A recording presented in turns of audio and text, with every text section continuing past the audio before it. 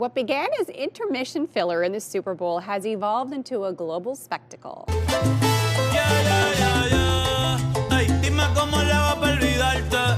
Hay un paso nuevo que quiero enseñarte. En la noche ya ni puedo dormir. This year, Bad Bunny will take the halftime stage, placing Spanish language music at the center of one of the most watched events in the world. Music expert Eric Alper joins us now with a preview of the event and to take us back to some of his favorite halftime shows over the years. Good morning to you. Good morning. For you, a I'm good thing for everybody in the audience that they don't get to see me dance during that segment. I was dancing too. I mean, it's hard not to. Thoughts on Bad Bunny performing for the halftime show this year?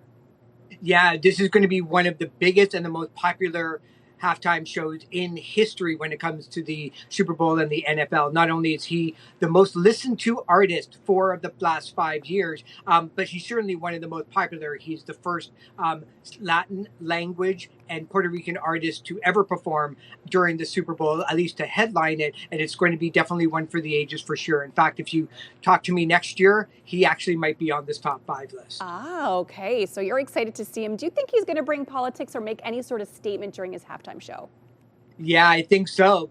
Only because I think that the U.S. government has already said that they are planning, perhaps, on bringing their ICE immigration policies to the Super Bowl. So if that happens, expect to see some sort of a response from Bad Bunny. Certainly, he knows that he is going to be on the biggest stage in the world, and this is his opportunity to be an artist and use his voice and make change and do something about it. And there's been some questions. Some people had mixed reviews about him performing, but obviously you like this pick. Yeah, I think it's great. Look, we all say to ourselves that music is the universal language, and this actually proves it. You don't really need to know what exactly he's thinking about if English is your first, mother tongue, but you can feel the music, and you're going to be able to see the amazing excitement that he's going to bring onto the stage. So, yeah, it's going to be amazing. I mean, he's certainly, like I said, one of the biggest artists in the world, and especially in places where they don't really speak Spanish or, understand what the language is, but, hasn't stopped them yet. Okay, let's walk through back to some of your favorites over the years, starting with your number 5 pick, Michael Jackson.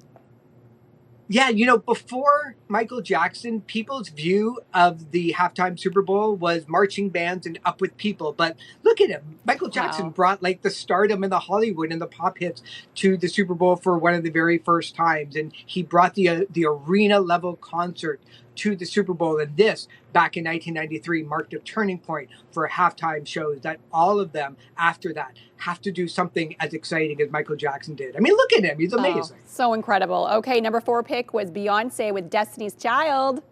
This was going to be the biggest rumor of the year. Would Beyonce bring her former band, Destiny's Child, back to the Super Bowl in 2013? And the answer was a resounding yes. She brought out the band for a reunion that thrilled the fans. The choreography, the precision, the vocals were all show-stopping. It blended Beyonce's solo hits with group anthems effortlessly, and many cite this performance as one that raised the expectations for future shows back in 2013. Oh, she's so incredible. I love that one as well. Okay, number 3, you're going with U2.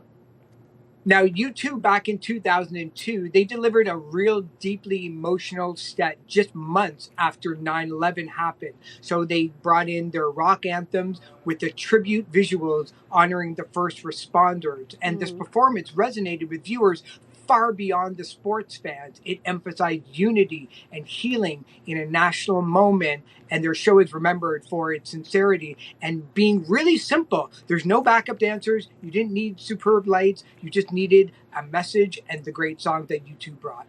Okay, in number 2 spot, we got Dr. Dre and Friends. So for people who may not know, Dr. Dre and his company Rock Nation have kind of curated the Super Bowl halftime show for the last number of years. And this was the big one where Dr. Dre was joined by Eminem and Snoop Dogg, Mary J. Blige, and special appearances, including Kendrick Lamar, who would go on to win the, so many Grammys. In fact, last weekend, he became the most awarded rapper in music history at the Grammys, and such standout cameos. You couldn't wait to see who he was going to bring on next.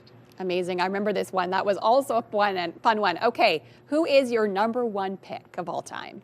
My number 1 pick back in 2007 is Prince. Purple rain, purple rain.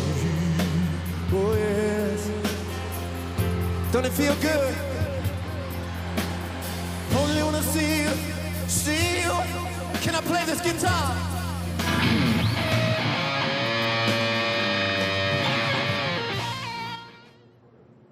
Oh, so iconic. So good. In fact, there was the one of the producers said a couple of years after Prince had unfortunately passed away that because it was raining, he asked the producer if it can rain harder.